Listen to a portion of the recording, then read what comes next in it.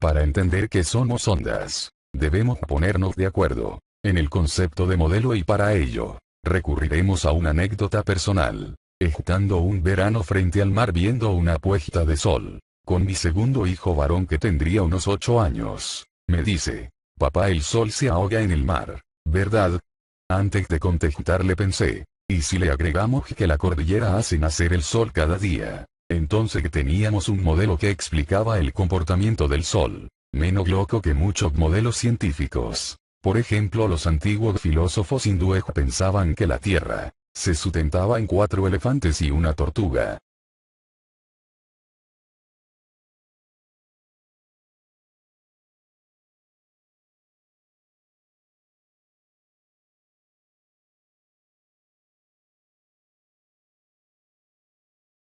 Sir Isaac Newton británico, quien es considerado uno de los científicos más brillantes de la historia, planteando en el siglo XVII su modelo corpuscular de la luz, señalando que ésta consistía en un flujo de pequeñísimas partículas o corpúsculos sin masa, emitidos por las fuentes luminosas, los que se mueven en línea recta a gran rapidez. Los colores los asociaba a distintas velocidades de las partículas de luz. Christian Huygens, científico nacido en los Países Bajos, contemporáneo de Newton, astrónomo, físico, matemático, propuso la teoría ondulatoria de la luz, en oposición a la corpuscular de Newton, que fue presentada en la Academia de Ciencias de París en 1678, medio de ondas mecánicas que son producidas por un foco luminoso. Aseguró que para dispersarse, la luz requiere de éter, un elemento material de mucha elasticidad, imperceptible y que llena todo, incluido el vacío. Estamos en los albores del siglo XIX. Han pasado casi 300 años aún. Los modelos de la luz permanecen como teorías rivales. El enorme prestigio de Newton, sumado a la expansión del paradigma mecanicista, implícitamente propalado por Newton, le daba preponderancia al modelo corpuscular. El modelo ondular de la luz debía pasar entre comillas la prueba de la blancura, debiéndose verificar la difracción, fenómeno que les ocurre a las ondas cuando éstas se topan con un obstáculo, o deben pasar por una rendija, las ondas se curvan, se doblan. A continuación se muestra la difracción de ondas, de agua en una cubeta de ondas. Note que cuando la rendija tiene el ancho de la longitud de onda, la difracción se hace claramente observable. La difracción se evidencia frecuentemente en las ondas de sonido, por ejemplo. Estamos viendo la sala de conciertos de Oporto, Portugal. Es un edificio con aislación acústica. Sin embargo, cuando sus puertas se abren, estas operan como rendijas y como el sonido es de onda larga, la difracción permite escuchar la música sin ver a la orquesta. ¿Y qué ocurre con la luz?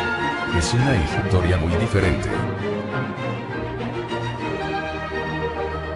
Es imposible observar a simple vista a la difracción de la luz, debido a su longitud de onda que es muy pequeña, respecto a cualquier rendija o agujero. Del espectro visible, la luz roja es la de mayor longitud de onda, mide 700 nanómetros, por un agujero de 1 milímetro de diámetro. Pasarán unas 1430 ondas, en otras palabras. Para percibir la difracción el agujero debería ser unas 1400 veces menor que 1 milímetro. La difracción desencadena otra propiedad de las ondas, la interferencia. Esto ocurre cuando dos ondas se superponen. La onda verde y la azul se están superponiendo. En este caso tienen las mismas dimensiones, pero se desplazan en sentido contrario. La onda roja y la suma de las dos. Notar que la amplitud es el doble, y se llama interferencia constructiva. Hemos borrado y repuesto las ondas para apreciar mejor el fenómeno.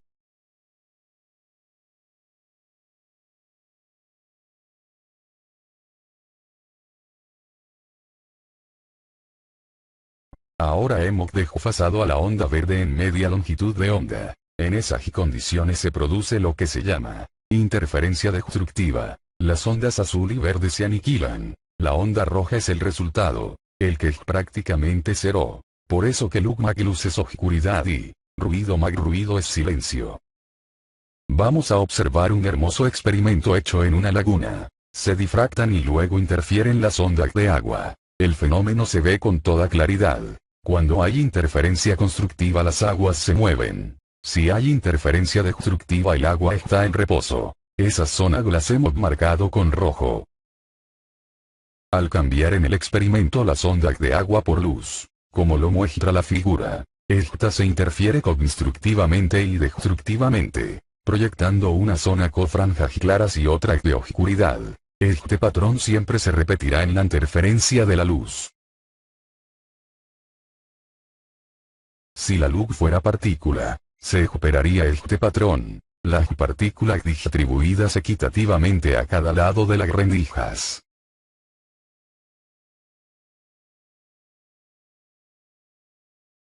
Considerado uno de los 10 experimentos que cambiaron la historia de la física. En 1801 Thomas Young, médico y físico inglés, cubrió una ventana con papel opaco al que le hizo un pequeño agujero con un alfiler. Luego usó un espejo para desviar el fino rayo que incidía a través de la ventana, e interpuso en su camino una carta de costado, de no más de 2 milímetros de espesor, dividiendo al rayo en dos.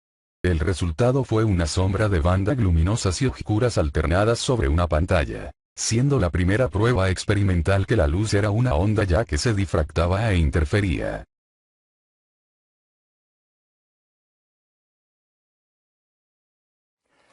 Light waves. We use the phrase all the time, yet very rarely do we ever see any phenomenon that really exposes. Con la tecnología láser es relativamente fácil demostrar la difracción e interferencia de la luz. Hemos resumido un sencillo pero espectacular experimento del ex catedrático británico, Michael de Podesta, quien con un láser verde y un alambre extremadamente delgado, deja en evidencia el carácter ondular de la luz. El científico expresa claramente que de ser corpuscular la luz, debería observarse la sombra del cable en la pantalla. Sin embargo, lo que aparece en la pantalla es el patrón de interferencia de la luz verde. El alambre produjo el mismo efecto de una rendija.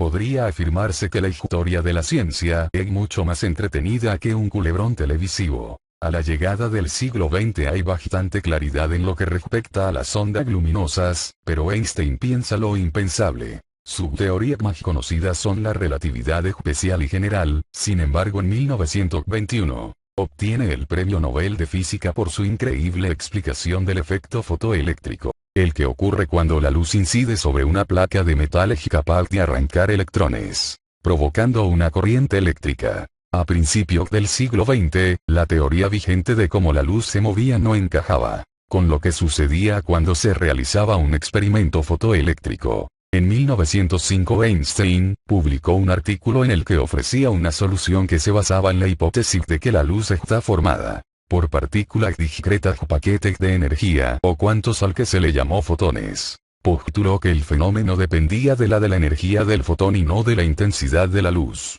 lo que significaba que bajo estas circunstancias la luz operaba como una partícula, por lo tanto la luz tenía una doble naturaleza de onda y partícula. Pese que esta visión era el preámbulo de la mecánica cuántica, este planteamiento fue muy resistido por la comunidad científica. Por ejemplo, el físico estadounidense Robert Millikan pasó 10 años experimentando en el intento de demostrar que la teoría de Einstein no era correcta, para finalmente concluir que sí lo era. Paradojalmente, por tal motivo ganó el Premio Nobel en 1923 por su trabajo sobre la carga elemental de electricidad y sobre el efecto fotoeléctrico. Pero las cosas se complicarían más aún. Un físico francés, Louis de Broglie, en 1924, apoyándose en el efecto fotoeléctrico, sin más pruebas que su tesis doctoral, postula que toda la materia presenta características tanto ondulatorias como corpusculares. comportándose de uno u otro modo dependiendo del experimento específico. De Broglie recibió el Premio Nobel de Física en 1929 por el descubrimiento de la naturaleza ondulatoria de los electrones. En 1927 George Thomson hizo pasar un haz de electrones a través de una delgada lámina de oro, logrando difractar los electrones. Thomson y Clinton Davisson recibieron el Premio Nobel de Física en 1937 por sus descubrimientos experimentales de la difracción de los electrones causada por cristales. Lo interesante es que el padre de Thomson había recibido el Nobel de Física en 1906 por el descubrimiento del electrón como partícula. A estas alturas usted debe sospechar cuál es el camino para demostrar que la materia es onda, difractar partículas. Y es lo que se hizo, con electrones, protones y neutrones, constituyentes de toda la materia e incluso con antimateria. Ya se ha dicho que la manera más certera de confirmar la naturaleza ondular de un ente es difractarlo, es decir hacerlo pasar por rendijas para que se manifieste su patrón de interferencia. Hoy cualquier laboratorio universitario cuenta con interferómetro de electrones, que no es otra cosa que un cañón de electrones, con una pequeña pantalla fluorescente. Como red de difracción, rendijas, utilizan una delgada película de grafito policristalino. La figura muestra uno de estos aparatos. Se aplican unos 3000 voltios y en segundos se verifica el patrón de interferencia. Tal como se ve en el segmento que hemos tomado de un video de Prociencia.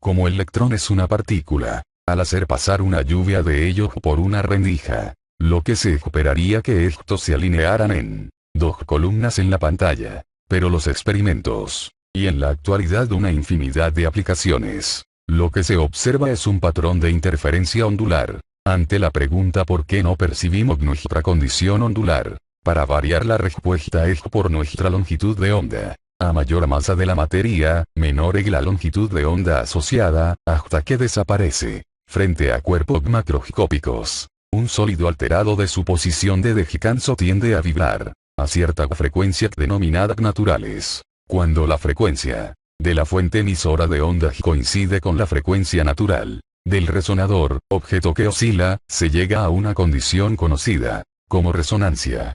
Tendencia de un sistema físico a oscilar con una amplitud mayor en algunas frecuencias. Esta condición se usa en nuestro organismo y los rayos láseres, en las intervenciones quirúrgicas. Última anécdota, en un momento de mi vida mi visión lejana era pésima. Fui a ver un oculista y expresó que para corregir mi problema, me operaría a la semana siguiente, a lo que yo entré en pánico. Pues el caballero sufría de temblor esencial, es decir le temblaban las manos. Él se percató de la situación y sonrió y me dijo un computador le operará. Efectivamente me intervine en la semana siguiente me pusieron unas gotas en los ojos, jamás me tocaron solamente sentí un golpecito de aire en cada ojo y en 10 minutos todo había terminado, gracias a la resonancia entre mi córnea y el rayo láser, obviamente recuperé mi visión lejana. Es una suerte ser onda.